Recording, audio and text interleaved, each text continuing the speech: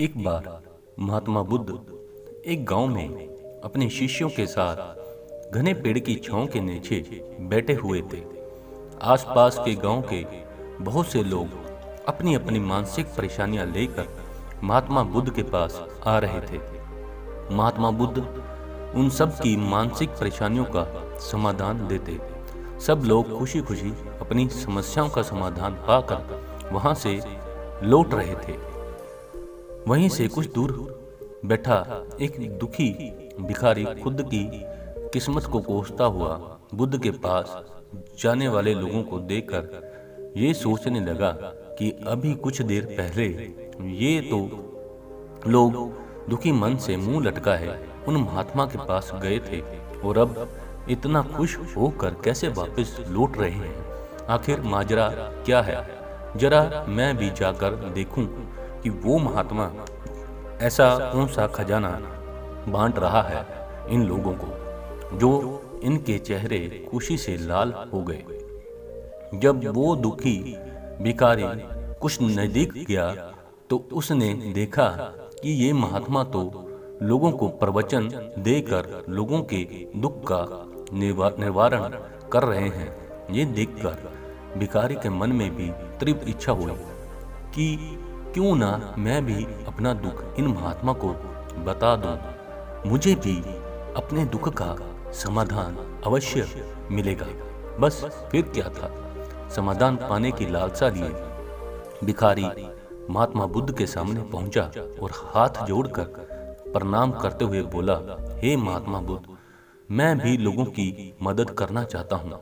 मेरी बहुत इच्छा है कि मैं लोगों की मदद करूं, लेकिन मैं मदद कैसे करूं?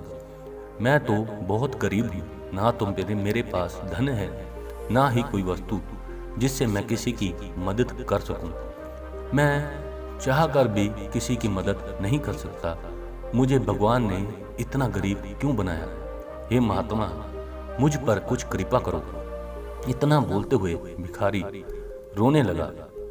तुम बहुत अज्ञानी हो, महात्मा बुद्ध बोले, क्योंकि तुम अब तक इस भ्रम में जी रहे हो कि तुम्हारे पास कुछ नहीं, जबकि दूसरों को कुछ देने के लिए तुम्हारे पास बहुत कुछ है। तुम बिना धन और वस्तु के भी दूसरों की मदद कर सकते हो। तुम्हारे पास जुबान है जिससे तुम मीठे शब्द बोलकर किसी के दुखी चेहरे पर मुस्कान ला सकते हो। इन्हीं शब्दों की ताकत से तुम किसी के भी टूटते हुए हौसलों को फिर से मजबूत कर सकते हो। इन्हीं शब्दों की ताकत से तुम किसी के भी मन से सकारात्मक विचारधारा के बीज बोकर उसको गलत रास्ते पर जाने से रोक सकते हो।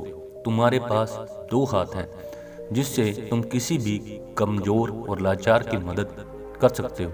तुम्हारे पास दो आंखें हैं जिससे तुम किसी अंधे को रास्ता दिखा सकते हो। तुम किसी के लिए दुआ कर सकते हो सकता है तुम्हारी दुआ से किसी के बिगड़े काम फिर से बन जाए। तुम किसी के अच्छी सेहत की कामना कर सकते हो, लेकिन अज्ञानतावश तुम अब तक इस बात को समझ नहीं पाए और इस भ्रम में अब तक जीते रहे कि तुम्हारे पास मदद करने के लिए कुछ नहीं।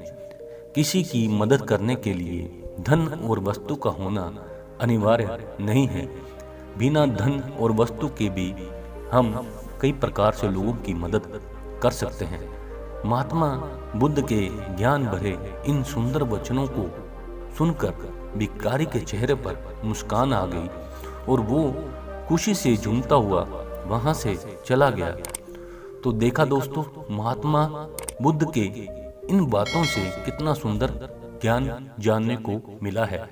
आज के समय में ऐसे ही बहुत लोग हैं जो यही सोच सोच कर दुखी होते रहते हैं कि मेरे पास ये नहीं वो नहीं, बल्कि जो है उसी में संतोष करना सीखो और बिना किसी मतलब के लोगों की मदद करो।